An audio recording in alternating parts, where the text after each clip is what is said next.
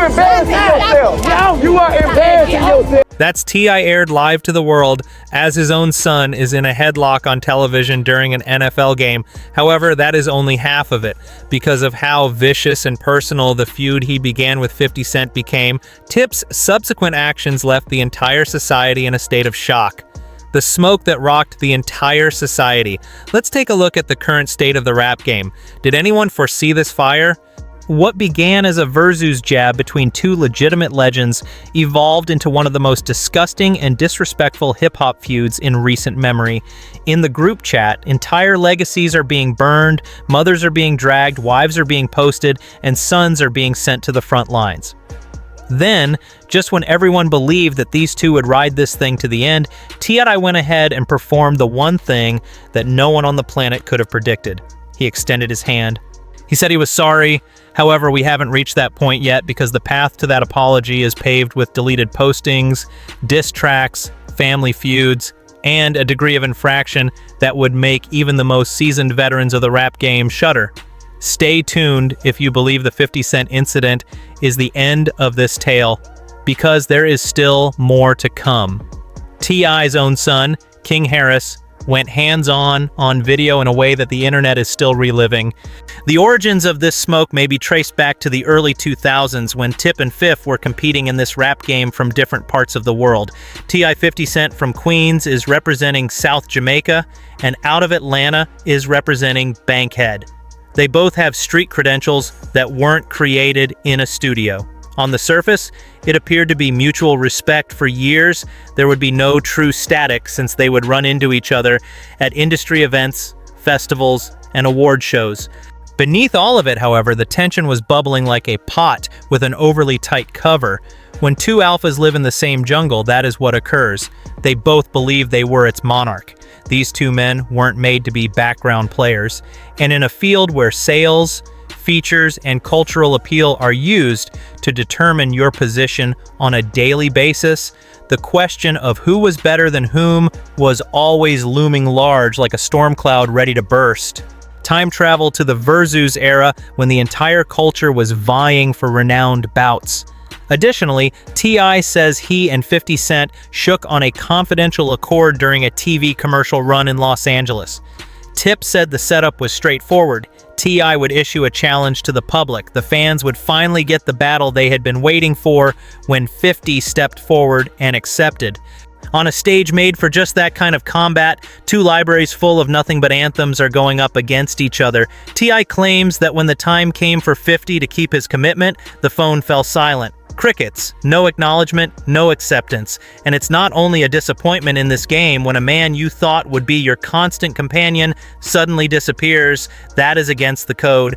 In 2026, on February 6th and 7th, T.I. was finished suppressing it. He listened to Shannon Sharpe's Nightcap podcast, and his words weren't a subliminal clue. This man had been holding on to his fury for a minute, as seen by the intensity with which he gave the full-fledged call-out. Nah, I said I wanted 50. That's what I said. He don't want no smoke, though. Oh, Lord. I called my man out. He don't want no smoke. He ducking smoke. It's Within hours, that clip was on every timeline. In the shadows, Tip was still. He told the world that Curtis Jackson was avoiding the fade on a nationally listened to podcast. And if you know anything about 50 Cent, you are aware that public disrespect like that is addressed rather than left unread. 50 responded almost instantly on the gram, sharing videos of T.I.'s previous court appearances and posting a meme akin to a PSA that essentially said, "Forget Versus, let's do the stay away challenge and just keep our distance." He added a LOL because that's 50's entire strategy. Make fun of your opponent before the first bar even drops. However, T.I. wasn't even somewhat amused. By February 11th, 50 called T.I. and turned the heat up to the maximum. King Rat on Instagram, reigniting the accusations of snitching that have followed Tip since his plea agreement for federal guns in 2007. Being labeled is worse than being called washed in hip-hop. No matter how many platinum plaques you have on the wall, that stain won't go away. T.I.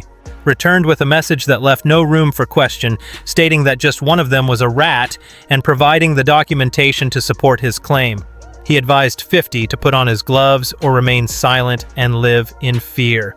Although the back and forth on social media was entertaining, everyone knew that Tip would give the real ammunition. He discussed the entire treachery in full-on $1 million worth of game on February 22nd, where he explained how they had the talk, how they consented to the combat, and how once TI-50 pretended to be stupid, as if the exchange had never taken place. Tip saw that as a lack of character rather than merely cowardice. Then, on February 23rd, the very following day, T.I. declared his intentions clearly when he released the first diss track, a snippet titled War. He wasn't finished cooking, though. He released the entire package the same day, including the song The Right One, which went in directions that most trash records wouldn't venture.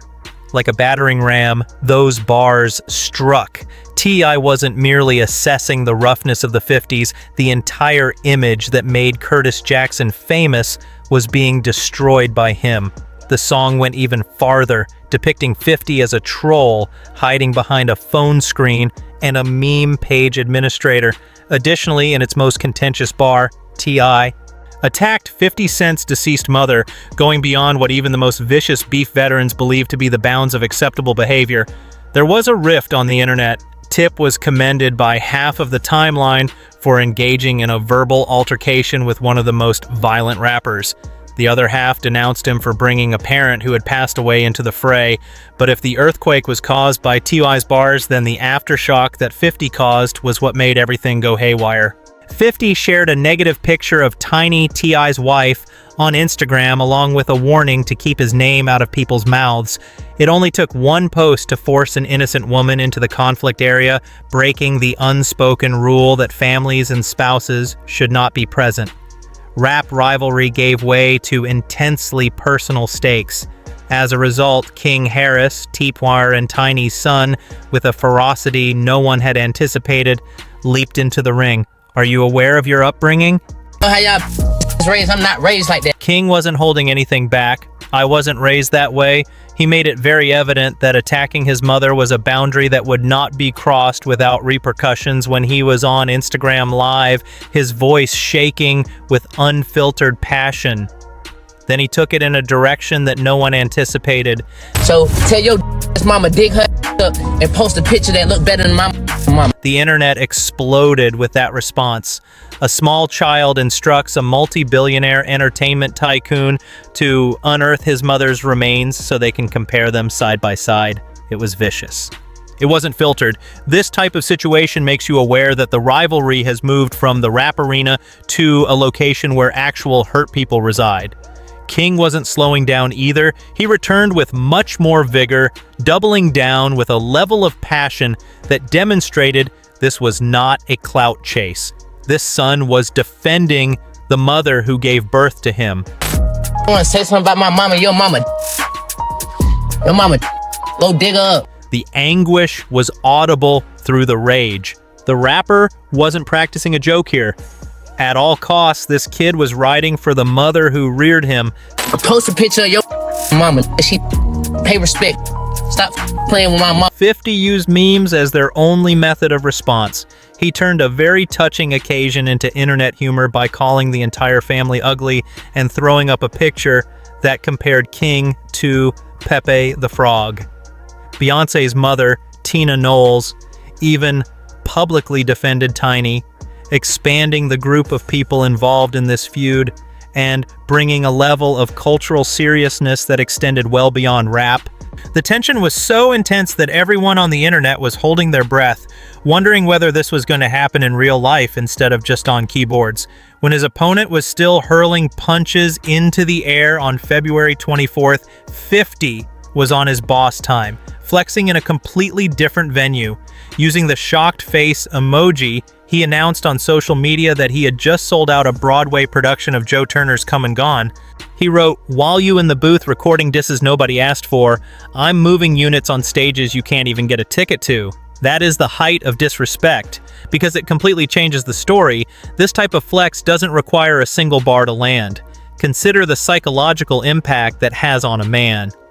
50's answer wasn't a counter record, and Tip simply poured all of his lyrical hatred into 2 diss recordings, one of which went too far in attacking someone's deceased mother, It was a receipt from Broadway. That kind of move changes the entire battlefield because it no longer concerns who has greater bars. It concerns who will be more significant in 2026. T.I., that is a question, may not want everyone to respond aloud. On his father's behalf, King Harris jumped in and alerted the internet to 50 Cent's lengthy history of feuding with Lil' Kim, outlasting Kanye West and everyone else.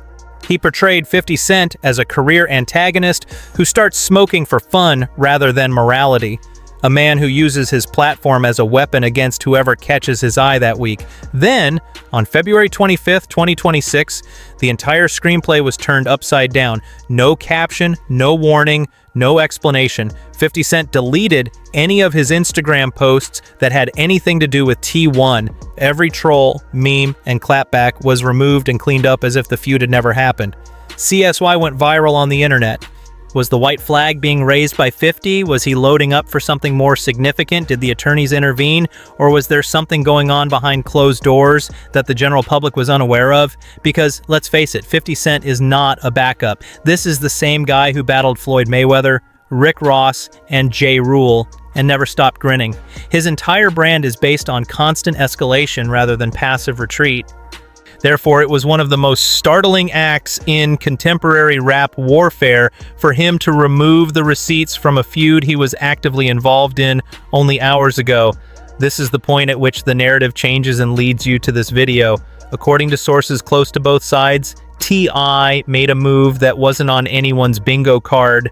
Tip allegedly took a direct shot at 50 Cent's camp after days of exchanging the most heinous verbal assaults imaginable, including memes that reduced adult men to jokes and diss songs directed at moms, wives, and kids, not by way of the gram, not through middlemen in the press, direct phone-to-phone communication. Additionally, people who knew said the tone was quite different from the man who had been yelling about smoke and war for weeks on end. Apology is the word that appears repeatedly in all of the accounts of the exchange. Hold on a moment, not the kind of groveling, obedient, kneeling apologies that would ruin a man's reputation in these ways. Number: a mature, calculating admission that things had gotten completely out of hand. Both sides crossed such lines that everything they had established was undermined by bringing moms, both living and deceased, into a disagreement between two men with decades of history. T.I. had previously made it plain throughout the feud that he didn't respect 50 anymore and that he didn't want to perform on the same stage as him. However, there is a distinction between wanting a conflict that engulfs all in its path and losing respect for someone's acts. And Tip, a man who has fought his way through federal cases, escaped jail sentences, and repeatedly revived his career, seemed to grasp that this fire was going to destroy far more than simply 50's reputation. King would be consumed by it. Tiny was about to get eaten by it. All family members and associates caught in the bomb zone will be set on fire, and the calculus had to shift for a man whose entire identity was based on keeping his group safe. This account is completely aligned with the timing of the mass post-deletion of 50.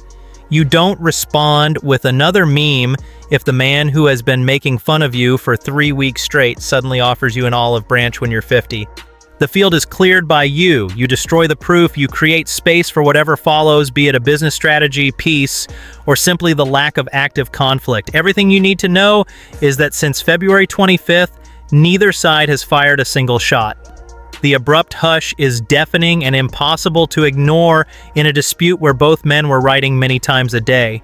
Skeptics are now quick to point out that T.I., as swan song album Kill the King is coming up soon, and that the entire situation, including the apology, the diss tracks, and the initial Versus call-out, may be a single, complex promotional campaign meant to bring Tip back into the spotlight just when he needs the most attention.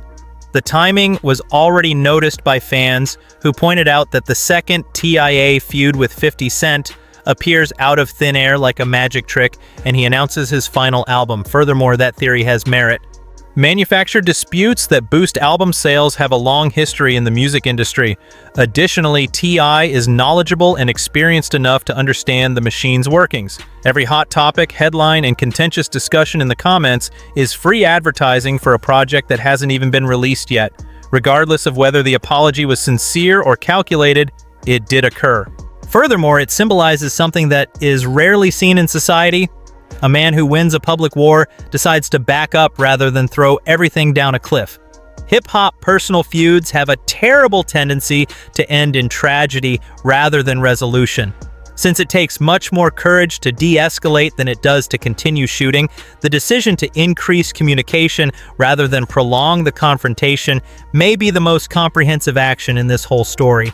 However, the 50 Cent feud isn't the first instance in which T.I. ended up in a heated argument that became unpleasant, public, and physical, because there was a moment captured on tape 2 years prior to the Verzuz incident, before the memes, the erased posts, and the diss tracks, that revealed an entirely different aspect of this man's life. It had nothing to do with competing rappers, but rather with the most difficult relationship a guy can have, his relationship with his own son. And what transpired at that Atlanta Falcons game on November 26, 2023, continues to resonate because it speaks to a universal emotion that cuts right to the core of what it means to be a father attempting to raise a young man who is desperate to prove he has already matured. This emotion transcends hip-hop, fame, and money. The Falcons versus Saints game was meant to be a fun family excursion. Additionally, T.I. had been on social media earlier that day praising his children, promoting the game, and acting like a typical father at the stadium. Everything appeared to be cool. In the A, where a well-known family stays in a lavish suite at Mercedes-Benz Stadium, everything appeared to be just another Sunday. King Harris then broadcast live from that suite on Instagram, and in just a few seconds, the world witnessed a father-son fight turn from words to hands. This was not intended to be captured on video, but perhaps it was, as King decided to broadcast the moment that would shape the public's perception of his relationship with his fathers. And there was no turning it off once the red light came on. King, have you ever woke up with a roach on your face? No, that's not the goal. All right, then. So there it goes. The argument Tip was making cuts right to the heart of the generational divide between a self-made guy and the children raised on his dime. In front of everyone watching that broadcast, he was questioning his son on camera if King had ever experienced the kind of hardship and destitution that shaped T1 into his identity. The question about the roach wasn't arbitrary. King's strong talk was directly challenged, and it was a test. A reminder that Tip's son would be blindly devoured by the streets he survived. Y'all wanna go to the bando and man my neighborhood? The performative urge to assert hood credentials without having experienced the hood was being called out by Tip. He was stating to his own blood that wishing to go to the trenches for influence and actually surviving are two entirely different realities, and that one does not grant the other. It was a crystal message. Do y'all want to go to the bando? Do y'all want to go to the bando? To make him look better. According to his father, King's entire tough man persona was a costume, and hearing that criticism on a public live stream was the catalyst that blew the whole thing apart for a young man who is desperate to be recognized as his own person, far from the shadow of a well-known father, the monarch who refused to bow down. In the era of social media, where every private dispute is just a screen swipe away from being public knowledge, what transpired next in that Atlanta Falcons game suite is the type of moment that characterizes family relations. In response to his father's challenge, King Harris did not back down. As a child raised in the spotlight, he should have ignored the criticism and moved on. No, he retaliated with a level of vigor that made it clear to everyone watching that this was not the first time these two had disagreed on a basic issue. Does King Harris live in a castle that his father constructed with his money, or is he his own man? The notion that everything King received was a gift rather than something he earned, the Nepo baby label, and the silver spoon language. Because they come from the one person whose approval is more important than anyone else's on this earth. I